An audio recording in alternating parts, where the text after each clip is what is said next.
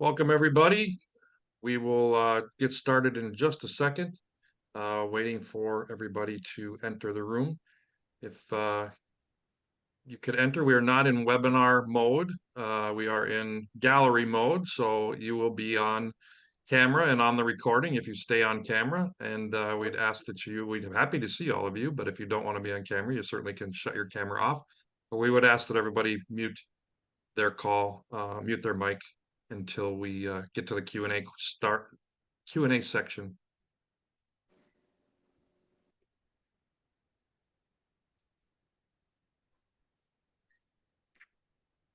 Darren, you're admitting people as they come. Darren's in the background from the Minnesota Center doing technical assistance here. If you have anything, you'll see Darren Mosenter in the chat. If you have anything specifically that you want to talk to him about technical-wise, please let him know. Otherwise, we will be using the chat function for Q&A as we go. I'm Steve Storkan, one of the board members of the Minnesota Center for Employee Ownership and the executive director of the Employee Ownership Expansion Network, a national nonprofit that is set to set up as many state centers across the country with the mission of creating as many worker owners in this country as possible. The Minnesota Center being one of our first centers that we opened.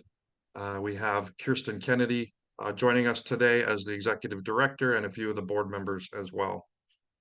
As I said, the Minnesota Center is one of the centers for employee ownership that is sponsoring and helping to put on this webinar along with Common Trust.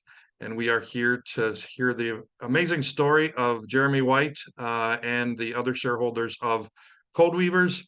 What we're claiming is the first employee ownership trust, or EOT, in Minnesota.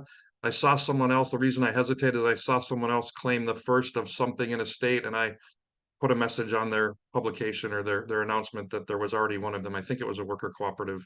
Yeah, it was a worker cooperative in a certain area. And I said, well, I think there's another one that came before you. So I'm 99% sure it's the first one in Minnesota. But we are here to hear that great story. Before we hear Jeremy's story, we are also going to hear from one of the founders of Common Trust, Derek Razo, to tell you a little bit about employee ownership trusts. Today's webinar is meant to tell the story of Code Weavers, and through the story of Code Weavers, I know we will get to some of your technical questions. I know many of you on this call have technical questions already. I've spoken to many of you about that, and we do hope to answer many of those questions by hearing Jeremy's story and the company's story. But if we don't get to those questions, there's plenty of time afterwards through follow-up. We'll give you some ways to follow up with Common Trust. If there are enough questions, maybe we can pull together a more technical session. But again, I think you're going to have a lot of your questions answered just through hearing the story of Code Weavers and how they came to their employee ownership and the journey that they went on. So with that, I don't need to take any more time telling you all about the great work that's being done through the centers. I want to hear more about the story. And so with that, I'm going to turn over the webinar to Derek to tell us more about employee ownership trusts. So Derek, I'll kick it off to you. Awesome. Great. Thanks so much, Steve. So yeah, I'll talk a little bit about Common Trust and kind of how we came to this work very quickly. I can speak a little bit about EOTs, and then I want to make sure that we spend as much time as possible talking with Katie and Jeremy, who can kind of dive into the details and context. Yeah, so I'm Derek, co-founder at Common Trust. We help business owners exit while protecting their legacy by selling to employees through employee ownership trusts. We offer this kind of end-to-end support, which includes everything from feasibility to financing to legal support and long-term support for employees and employee owners.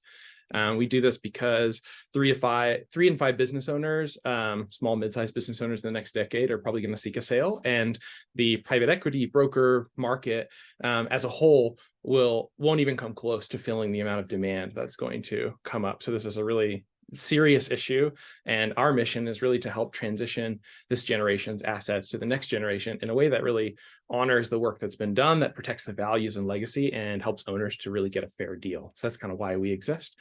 In terms of employee ownership trust, we're going to hear a lot about this today through the story of Code Weavers, but at a very high level, we've been developing the EOT as an alternative option for business owners really for the last 5 years, but especially in the last 2 years, because we think it is the kind of best fit for the problem ahead of us in terms of the business owners who want to transition their assets, but who want to do it in a way that lines up with their values and sets their people up for success.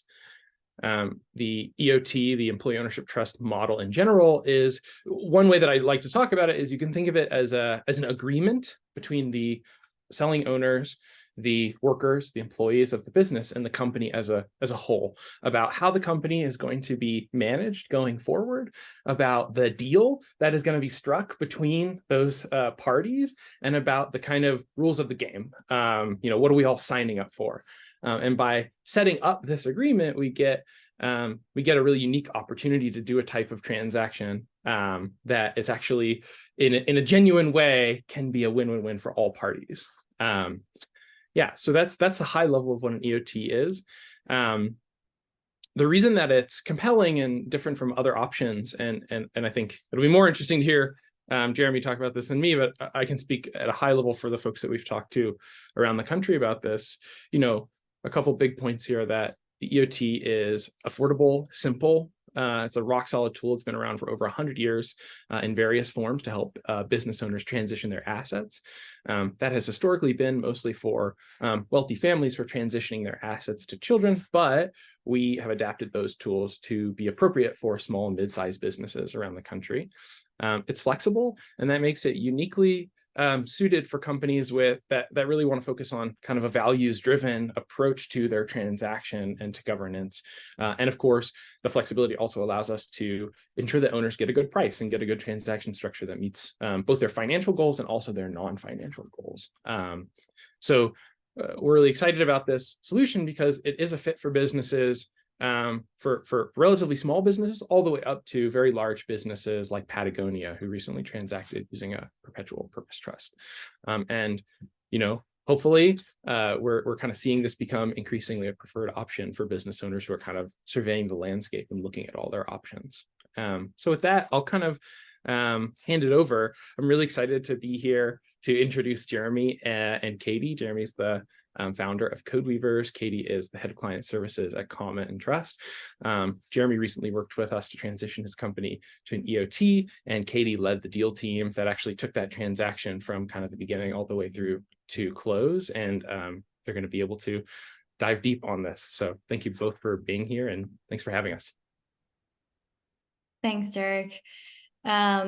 Just big thank you to Minnesota CEO and EOX Network for pulling this together and having us. And thank you so much to everybody who has joined this webinar. I'm really excited to talk to you about this, and can't wait to get to the Q&A session towards the end. Jeremy, why don't we start just by sort of laying the foundation to learn a little bit more about what Codeweavers does and why you launched the business 20 or 30 years ago. Sure. And thanks for inviting me and listening to my story. I appreciate the interest. So I founded the company 27 years ago.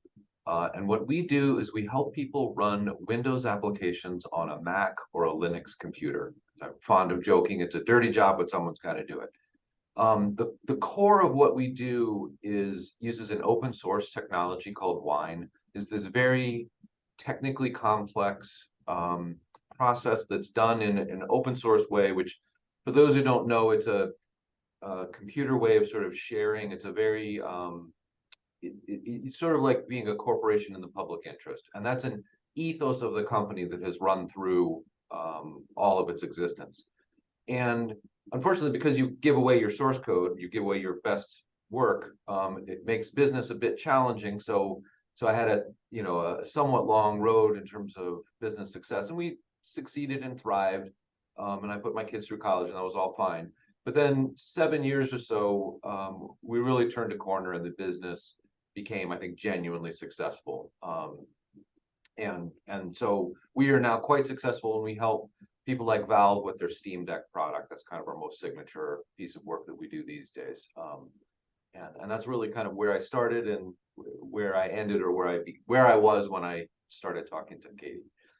Yeah. So what led you to explore employee ownership? I know this was a couple-year journey for you. You did a lot of research on employee ownership options. Just curious, what led you initially to think employee ownership is where I want to go? And then maybe tell us a little bit about that multi-year research and journey that you went on. Sure. Well, so I've been sort of beyond burnout for a pretty long time, right? And so I kind of stayed with the company. And then once we were finally successful, there kind of came a point where, and I felt that, okay, that's going to hold. Then I felt like it was time for me to go. I wanted to move on, do something different. Just, you know when it's time for you to go. And it was clear to me that it was time for me to go. But at the same time, the traditional exits of a startup, and I have always been and was at the time the majority shareholder of the company. And a traditional exit would be selling, to a private equity firm. I could potentially find a strategic buyer. So I certainly could have chosen paths that would make me wealthier. But I was fairly interested in the mission of the company, fairly interested in the people. There's 65 people that work here. So preserving that mission and preserving that culture was more important to me, or as important to me as a financial reward. So I sort of started looking at alternatives, and it took quite a while. I wasn't in a special hurry. So I spent, I don't know, roughly 3 years, maybe almost 4 years thinking about this, from considering an acquisition, considering a merger with a comparable company. I spent a lot of energy on worker cooperatives. I looked at ESOPs. My challenge with ESOPs is that we're a majority international, so a lot of my staff are actually out of the US, and ESOPs don't really work for that. So I'm unique. I think ESOPs are a good tool and might have been a solution. I think EOTs maybe still have an edge over ESOPs, but that was what caused me to turn away. And as I say, I spent a lot of energy on worker cooperatives, and to the point of sort of doing a tentative design of one. And then right at the end of that, the folks who were helping me said, well, have you thought of an employee ownership trust? And I hadn't heard of it to that point. And then I heard about it and I got very excited because it seemed like exactly what I wanted. And then a number of different people recommended the Common Trust folks to me. And so then I reached out and started that. And then you and I think first talked in late 2021, and we started that conversation. I think that's right, or maybe it was early 2022. I think yeah, you might be right. December of 2021. Yeah. And then we sort of started for real in the spring or the late winter of 2022. And I really enjoyed the exploration of the trust, and it rapidly became the obvious correct solution for me. And as we did it, it felt even better and better until we've done it. And still to this point, it feels really good. Obviously, at this juncture, in late 2023, we're only 6 months in to the experiment, but I'm hoping that 10 years from now, I'll still feel really good about it. Yeah, me too. So just to kind of repeat back what I heard, you were looking for a sale that allowed you to get, some financial return for your ownership, while kind of balancing the protection of the mission and your employees, and the flexibility, it sounds like, of the trust felt really important to you. That's cool. I think that you, and I don't know how intentional you were about this, but I think that you did a lot of smart things leading up to, even before we met, that just prepared your company to go through this transition. Some of the things I'm thinking about are, you already had your succession CEO and president identified. You had done some work to simplify the cap table. I would love to hear a little bit about that. And was that intentional? Actually, I don't know. And well, I think, I don't know. It was, I was burned out, right? So whether or not that was a part of a transition, it's difficult to say, but putting in place other management who could take on the roles. And then I sort of was in the process of stepping into a more technical role, which was what brought me joy. So sort of being a worker bee rather than a manager, which was helping to keep me away from burnout, if you will. So that was, coincidentally, the two worked well together. So that when I decided it was time to go, I had been growing people such that I felt that I could hand it over.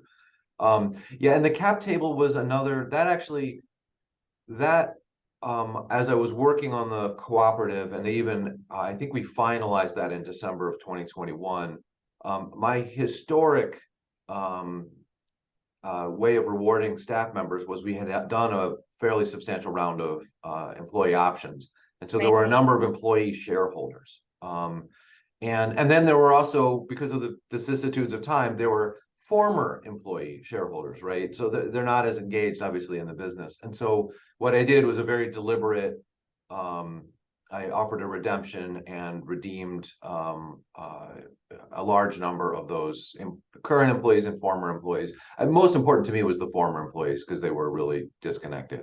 But we got them. Many of them were thrilled to get the money. Again, it had been, some of these options had been granted in the 2000s, right? And it had been on this long road. And so then for them to get some redemption was a joyful thing for everyone involved. And then also simplified the conversation so that when we entered the trust, there were 7 of us who were shareholders, and all deeply engaged in the company. So that conversation was a lot more straightforward than it might otherwise have been. Aligned. There felt like there was a lot of, I mean, of course, people wanted to get fair compensation. I know that was a real driver or motivator for you as well, but there was alignment in where we were going and why we were doing it. So yeah, absolutely. Steve called me out on jargon. I use the term cap table. It just means the people who hold ownership of the company. Let's double click on the succession planning that you did, though, because I think the leaders that have moved into those managerial roles had been with the company for a long time. I'm just curious to hear you speak about like how long it sort of took you to train them to move into those roles, and maybe speak a little bit more about that. Well, I guess what I would say is I took a long time, but I had a long time, right? So the folks who've moved up, there were sort of 3 or 4 people who got promoted, all of whom had been with the company at least 15 years. The most junior of the people who moved up was our former president, who became CEO, and he's been with the company for 16 years now. So and we all work closely and work well together.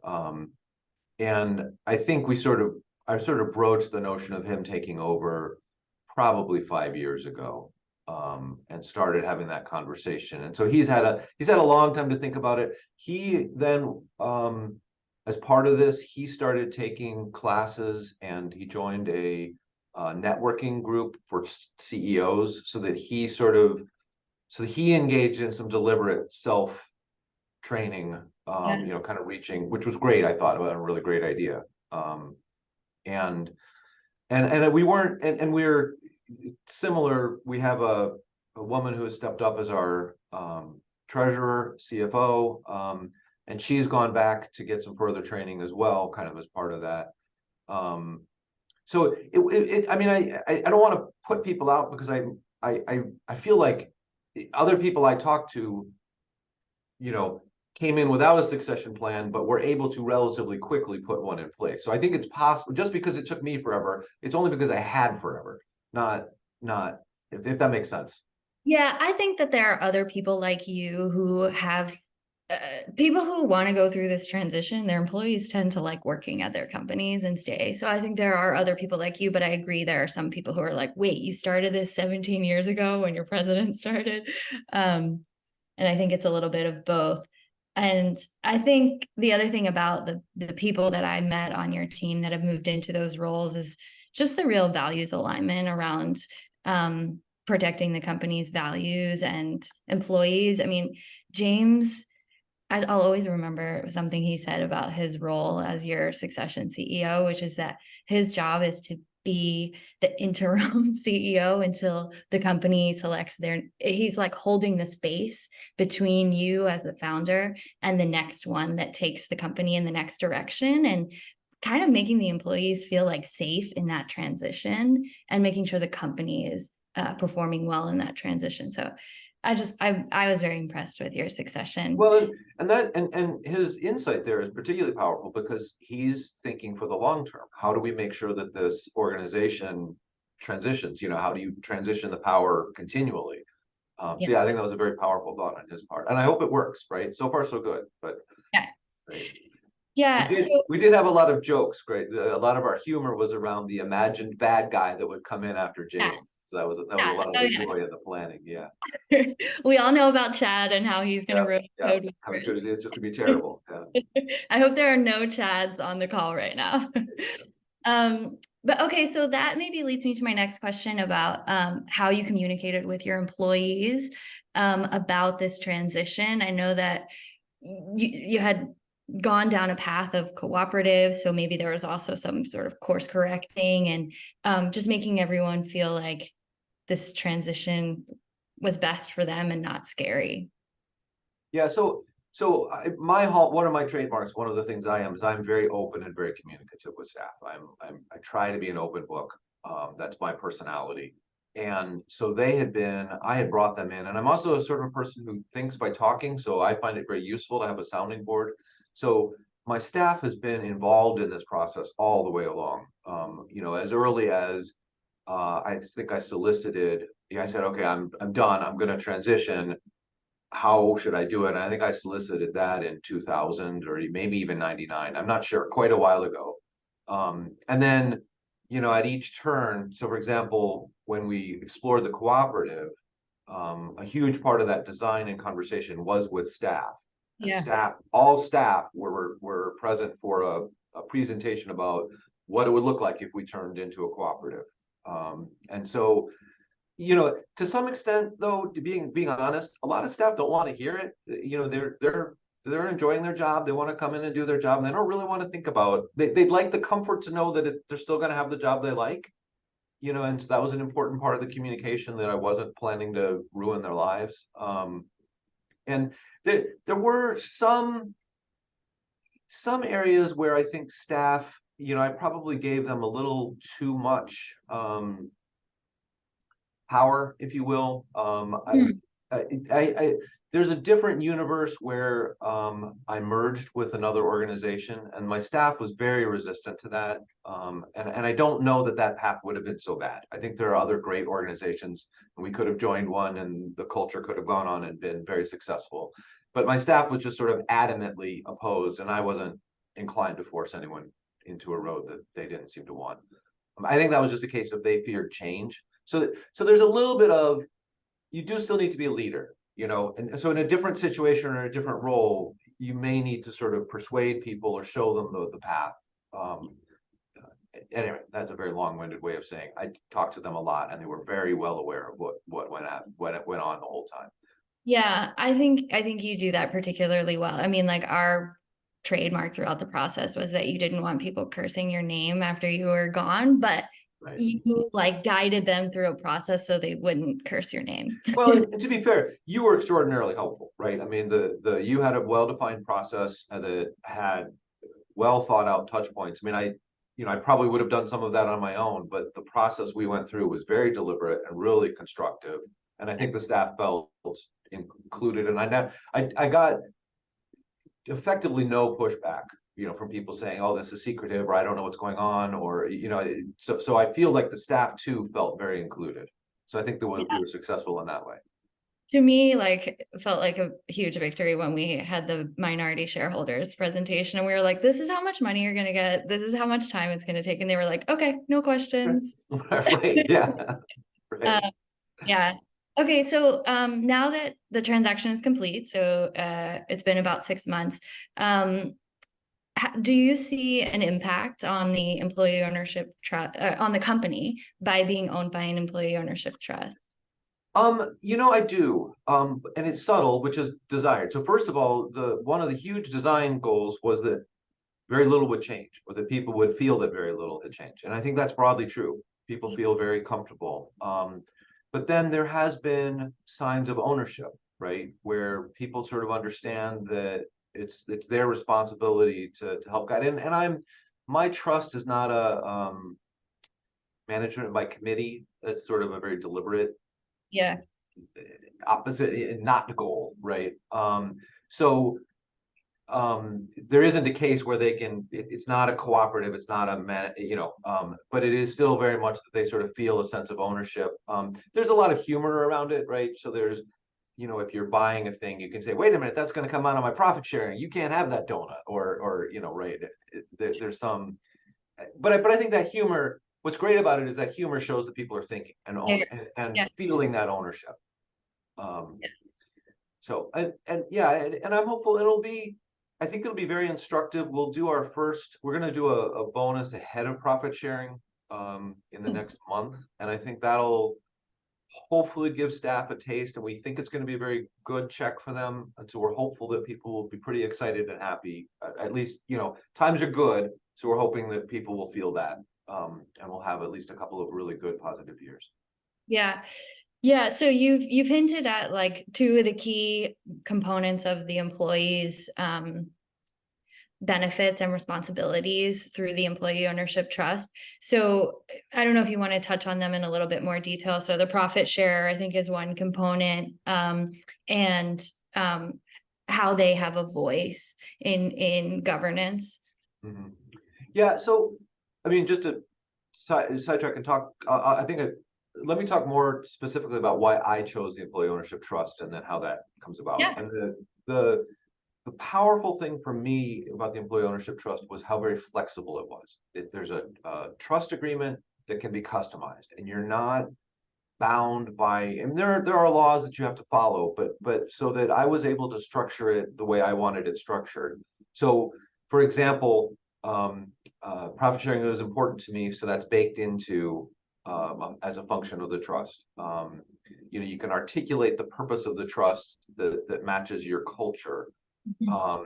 You can, it was important to me to not upset the current management, the current structure of the company. So that was preserved so that the staff was given oversight, but they're given oversight at a high level. So the joke was they don't get to pick the coffee, but they can fire the CEO. Well, or more specifically, the staff can fire the board if the board does not fire the CEO, right? So it's a very high level of management. The staff can choose the board of directors, who then have the ultimate authority.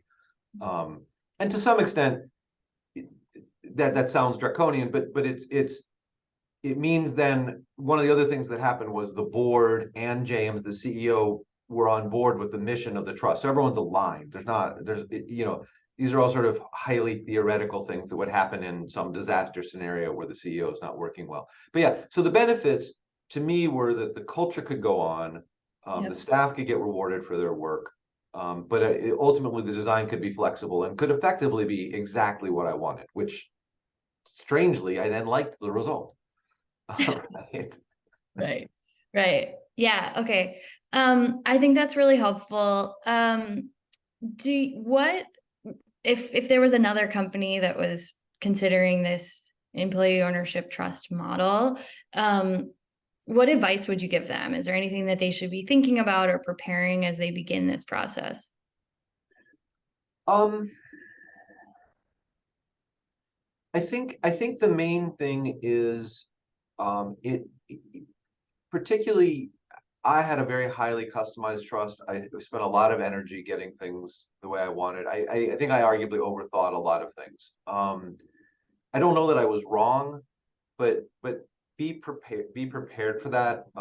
When Katie says it'll take a year, it'll take a year, and it's okay to take a year. Now it's taking 10 months. 10 months. Okay, 10 months. And we could have gone faster, right?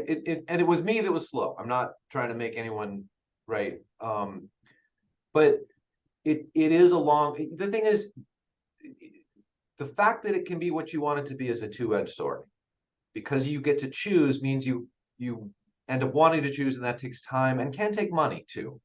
Yeah. I don't know that we're to the point with trust where it's cookie cutter yet. I think it's getting better and better. So hopefully you could sort of more simply say, oh yeah, what's best practices? I'll just do that. I don't know that I did that. I think I invented some practices. You did. Right? You did. Maybe they're horrible practices. Then that helps us have a new example that we can share with other Sure. businesses Sure. Yeah. Okay.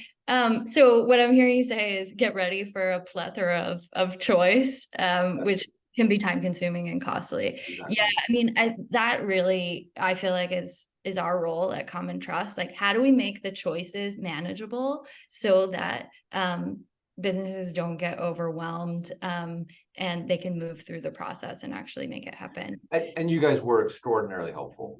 It was a joy to work with you, Katie and Derek and everyone, Zoe and everyone. And you were just incredibly helpful as I worked through that process. And I really appreciate it. The only thing is geeking out of voting systems with Derek, that was dangerous. That could have been troubling. Wait, what did you say?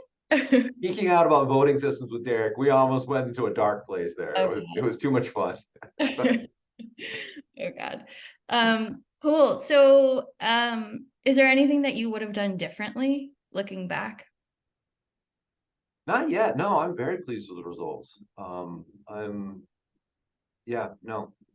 I mean, obviously, you know, you asked me in 10 years. Yeah. But right now I'm very pleased. The results are everything's going really well. Yeah. Great. I think we're sort of coming to the end of our conversation. So I just want to invite people to put questions in the chat. And if you could do it publicly, I think that would be helpful because we have some people managing the Q&A. I guess in my final question is just like, talk to me about where you think CodeWeavers is going in the future. And are there any particular goals or objectives that the company has that you think this ownership structure supports, or even, you know, it just enables to take place? Well, so ideally we've been growing, and ideally we will keep growing. And we're working to expand, or they are working to expand some of the business lines. And I hope that happens. I'm hopeful that the culture will remain largely intact. And so that we're sort of on a mission. There's a bit of a, as I say, a public service benefit that we do open source software. And so I'm hoping that mission stays intact, and that I feel that we have done a good in the world, and I would like to feel that the company continues to do that good in the world. Ideally, so we're on some of the details of our plan where we had a 7-year redemption plan, payout plan. So ideally, all of the shareholders get their full payout, myself in particular, obviously. But my hope is, because at the end of that 7 years, we've structured it. We took a long time so that the profit sharing would be good through those 7 years. So we're hoping the staff will really enjoy the profit sharing. But then in year 8, the profit sharing should be great. And I'd love to have the staff get there and really enjoy the benefit of sort of truly owning the company, if you will. Right.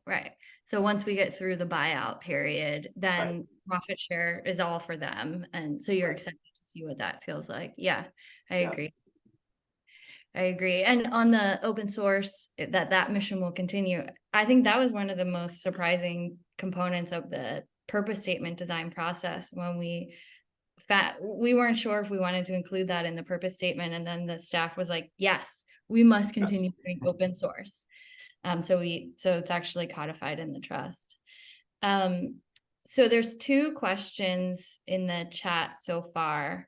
Katie, can I jump in just with I think the first question there is about the nuts and bolts. Can I just frame this up and just ask Jeremy a question that I think will cover that? That is, I have 2 things, Jeremy, that I think the audience is probably really wondering. One is, you talked a lot about the fact that your trust is very complicated, and I don't expect you to get into all of the purposes, but I know that in talking with you that the EOT was attractive to you because you wanted to set a purpose. It's a purpose trust. Could you share with us just a couple of the main purposes of what you wanted this company to do for perpetuity, or as long as possible? That's the first question.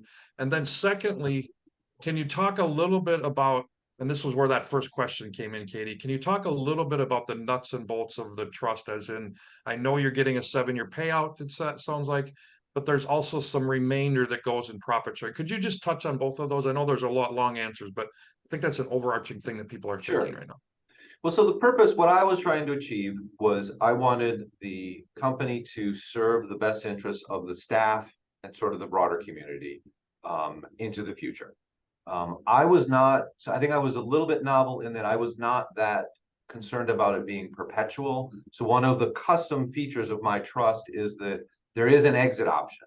If a supermajority of staff feel that they want to sell the company or dissolve it or whatnot, it's allowed. So the trust actually has a ripcord. I hope it never gets used, but I wasn't feeling the need to prevent that, right? So perpetual wasn't so important to me as going forward it served the staff well. Again, no one curses my name in 10 years. That's the important goal here. Yeah, right, fingers crossed. So far so good. As far as the nuts and bolts, so let me take a minute and kind of see if I can wind this through, and Katie, correct me as I get it wrong. One of the beautiful things is it's fundamentally very simple. You know, we created a trust. I donated some shares to the trust to give it some seed origin. You know, that's all very straightforward. And then we entered into a redemption agreement between myself, all the shareholders entered into a redemption agreement with the company and the trust that effectively the company would agree to kind of, it would fulfill some of the functions required by the trust, and it would agree to pay out the shareholders in a particular redemption pattern over time.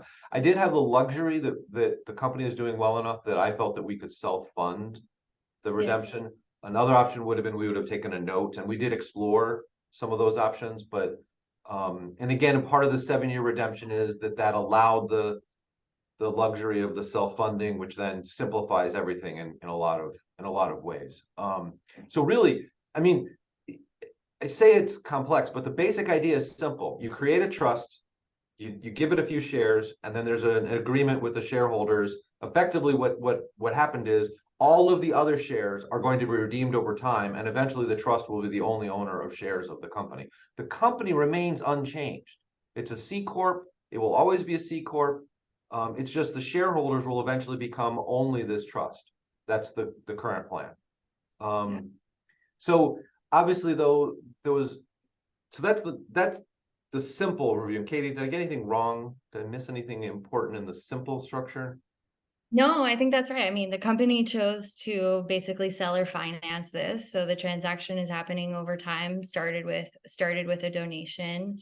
And then alongside that, the company implemented a profit sharing structure. And alongside that, the trust has a governance structure that is codified in the trust agreement. Right. Yeah, and so then you start, as you're designing the trust, you do get into some more complex nuts and bolts. So for example, I wanted the trust to benefit staff members, but then I had to define what was a staff member. Right. And so that's and I have foreign nationals that work as contractors who I consider essential to the mission. So they, you know, so that was a complexity that I had that wouldn't have been in boilerplate, that had to be added. Didn't we go through that process of saying, like, what word do we want to use? Maybe we don't even want to use staff. Maybe we want to use like geniuses or something. Or something. Yeah, we had a whole. Yeah. And then you know, there's a concept, there's a trust steering committee, which I think is fairly straightforward. There was a sort of a very complicated discussion of who was going to get, you know, on that board. And then I sort of had the complex thing of saying, well, I want a permanent seat. So I have a guaranteed seat on the trust steering committee. So I'm one of 5. So I'm not in charge, but I always get to have a voice for so long as I want to have it. Yeah. Right. And that was kind of gives you a sense of how I was making it bespoke, if you will. You know, you could do more boilerplate, but I was enjoying. I probably got into it a little too much, really, if we're going to be honest. But then, you know,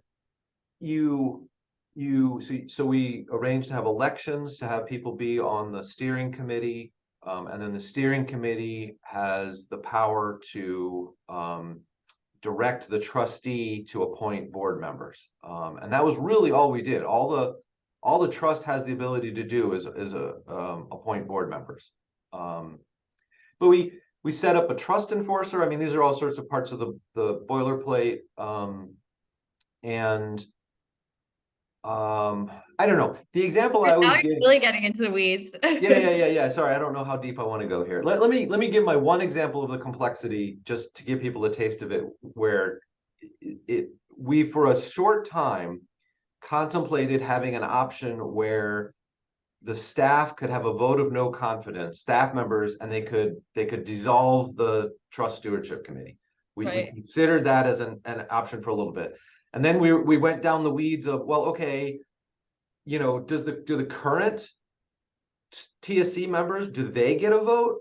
Right. And and if they do or don't get a vote, are they part of the denominator? You know, you go down these weeds so I guess my point is, you think it's simple, but then when you get to the nitty-gritty details, they end up being complex in a way that I wasn't really braced for. Yeah, I think that's fair. I've started, when I get to this moment in the process where we're making decisions about how we make decisions about things that we can't even imagine are going to happen in the future with Chad, or, you know, Right. I've started just like having like almost a moment of silence to start the meeting, where I'm like, okay, everyone's going to get frustrated today. And like, we just need to accept that this is very esoteric. Because I think even you who love detail, I mean, were you the one who came up with that crazy voting system? Well, Derek inspired me, but yeah. Yeah, even you who love detail got overwhelmed. So yeah, the decision making. But yeah, all of that, how the trust steering committee makes decisions and removes and selects people is codified in the trust agreement. Right. Jeremy, was the profit sharing formula codified in the trust agreement, or is that something that's on an annual basis? Someone asked the question, and we can get to that question. The three main differences between an EOT and an ESOP. And I think one of them that we should maybe touch on is, you know, ESOPs are very structured in how allocations of stock are done. This is an allocation of stock. This is a sharing of profits. Was that codified in the trust agreement, or can you just talk a little bit about that? Actually, no. So what's codified in the redemption agreements is that there's a maximum amount of profits that can be used for profit sharing. There's not a maximum, there's a maximum for other things. It's sort of the redemptions get this amount of the profits, and then the rest can go to staff, is how it was structured. Although it was a kind of a waterfall system where the staff got 25%. Then there was redemption pieces, and then the remainder would go to staff. So staff sort of had a base of 25, but they could get more if things went well. But And you codified that? That's codified in the trust?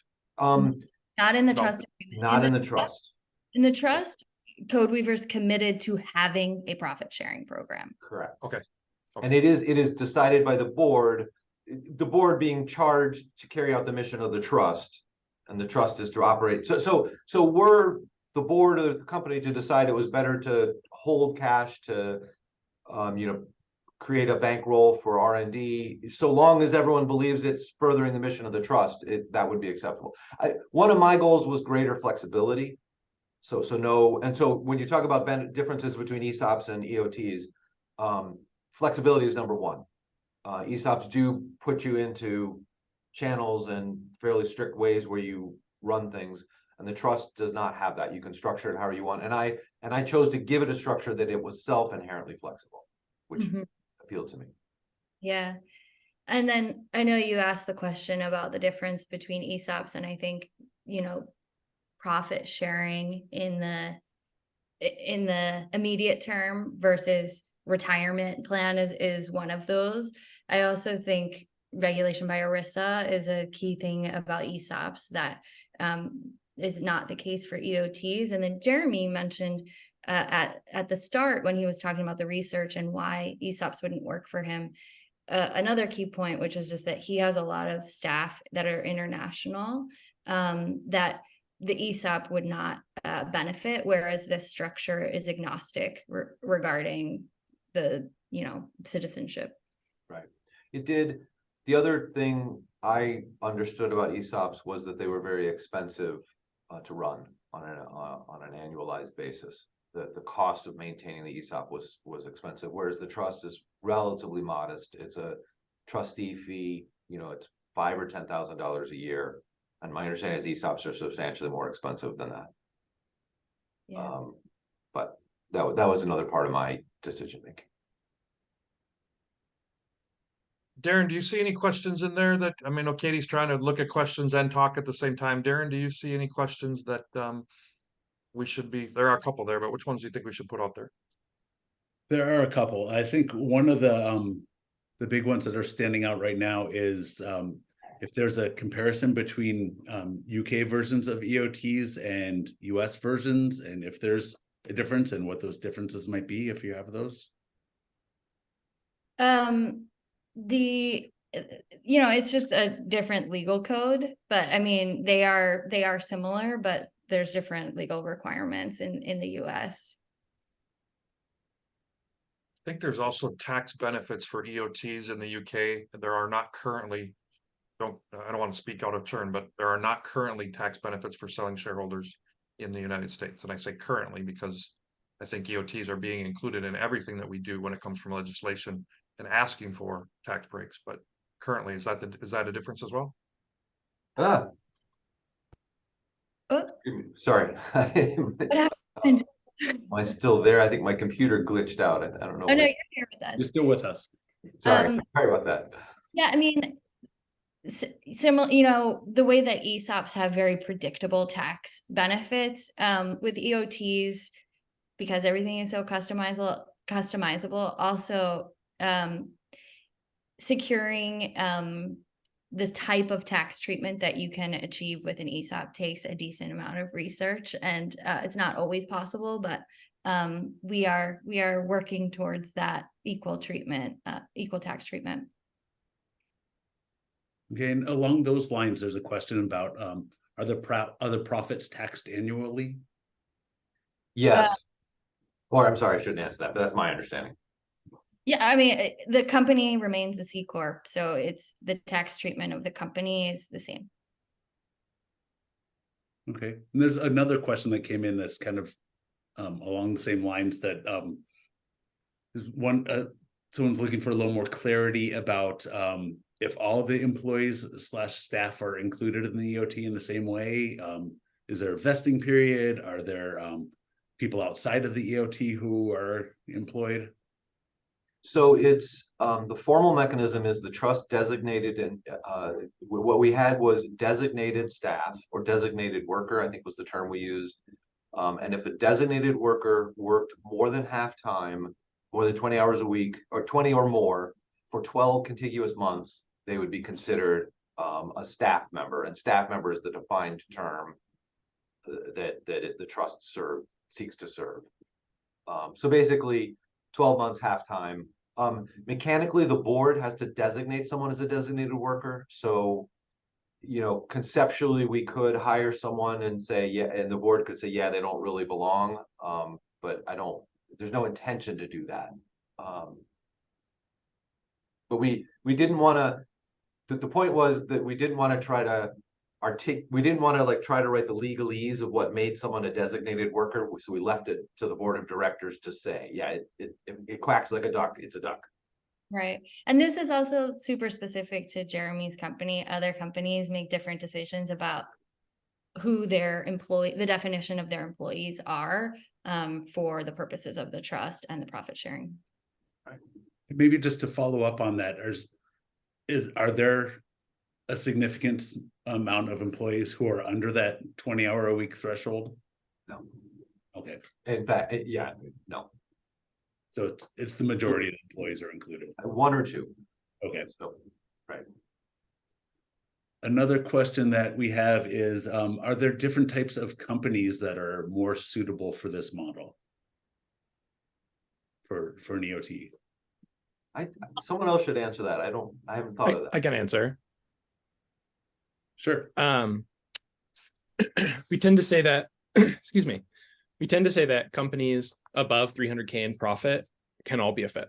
In terms of industries, there is no hard and fast rules about what industries the EOT is and isn't a fit for. It's been used, these trust structures have been used for businesses in every conceivable industry in every conceivable region and state.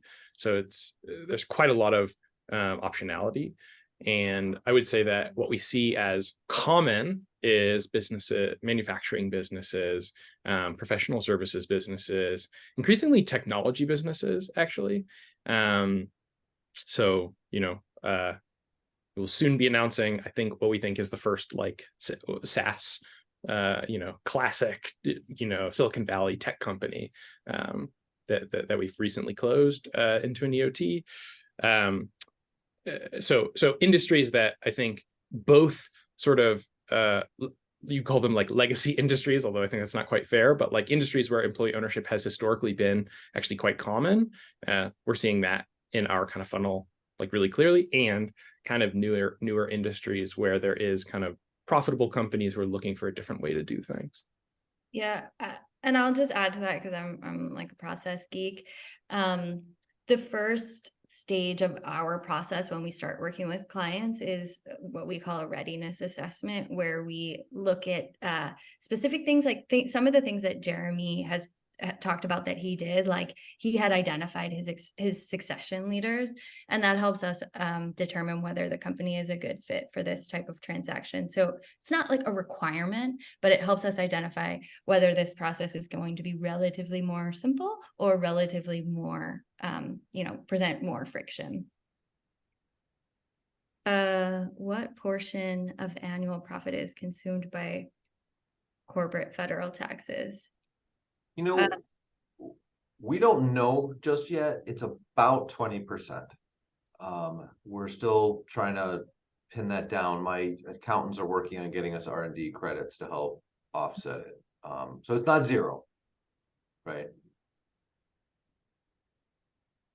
Obviously, the more profit we pay out, the less that would be, though, right? There comes a point where if we're paying the bulk of it out in profit sharing, then the taxes would be near zero, because the payout goes out as W-2, right? It's not, so it would lower taxes as it goes. But because we're in this mode of redemption, the amounts of redemption are still being taxed. So it's the redemption that's causing the corporation to pay tax, not what the long-term benefit to the staff will be.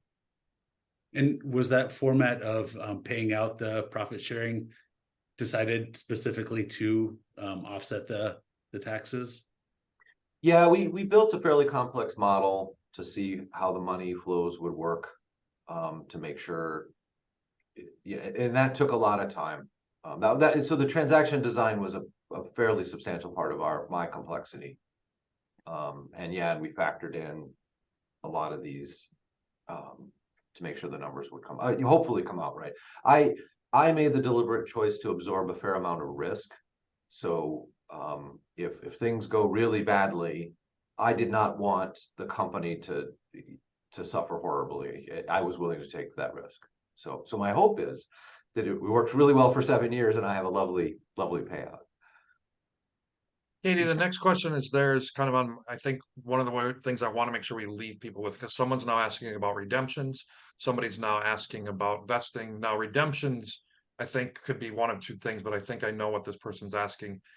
Could you explain, this is called an employee ownership trust, but the trust owns the shares. Employees don't own the shares. And so questions often asked, how is their ownership? I've heard someone actually say they think it should be called a steward ownership trust. They think that's what it should be called. Mm-hmm. Could you just explain that there is no vesting, there are no shares? It's a today sharing of the profits. That's how we all own the company, right? I mean, I just want to make sure people understand that is a huge difference between what people know of employee ownership versus what an EOT is. I'm not saying it's not ownership. I'm just saying it's confusing to people. Yeah.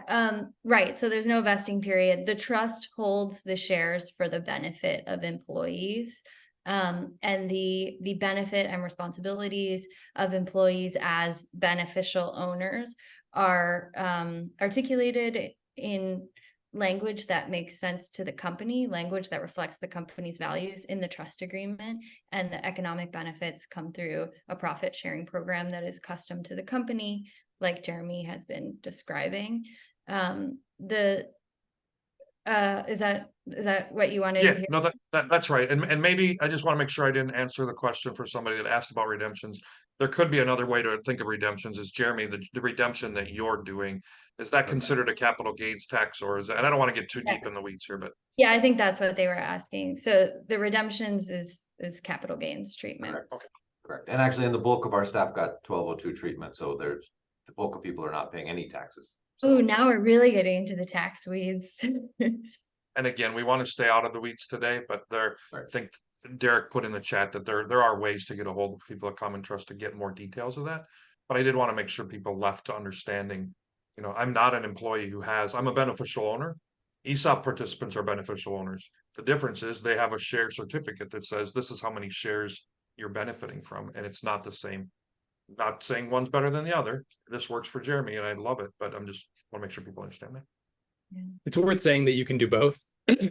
It's that Yeah, most people we good work point. with choose, once they understand the nature of, and especially once employees understand the nature of beneficial ownership versus direct share ownership, a lot of people just choose beneficial ownership because they see the trade-offs and they say, oh, actually, this feels kind of right. Any other questions? I did see a question from before.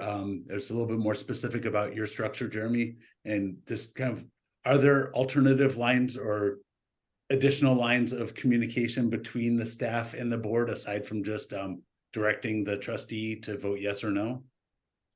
No, essentially. The feeling is that the company runs well and we have good communication, and so there wasn't a need to have alternate pathways. So there wasn't a desire for alternate pathways. So there's certainly, you can have conversations with the trust stewardship committee. You can certainly, and there's a trust enforcer who you can go to if you feel that the purpose of the trust is not being fulfilled. So there is that pathway. But it's very much an intention that everyone should be aligned. The normal methods work well. And it's only in sort of extraordinary circumstances that you might need to, you know, go to the trust stewardship committee and say, hey, something needs to be corrected here. And we spent a lot of energy thinking about those worst cases. And my fondest hope is that all of that energy we spent on those bad cases never gets used. And that's the hope, and that's the plan. Well, Jeremy and Katie and Derek, I want to be cognizant of everyone's time. I want to thank you first for sharing your story. We are in the business of creating worker owners in all sorts of different ways, including all the way down to profit sharing.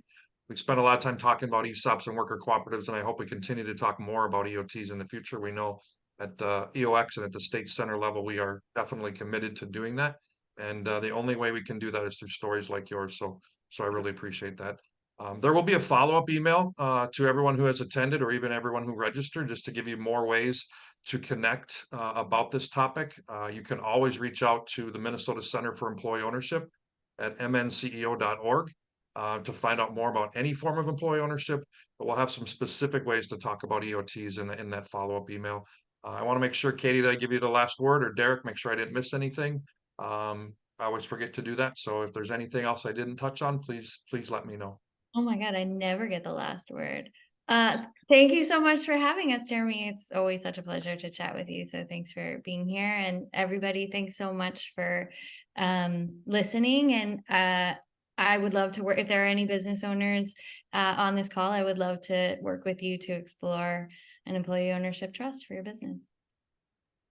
Thanks, everybody. Thanks for attending. We really appreciate it. It was a great turnout. Thank you. Real quickly before we head out, I just want to lift up from the chat that Derek put in that you can contact Common Trust at common-trust.com to set up a call with them. So if you're interested in going deeper with them, that's how you do it. Thanks, Darren. Cheers. Right. Thanks, everybody.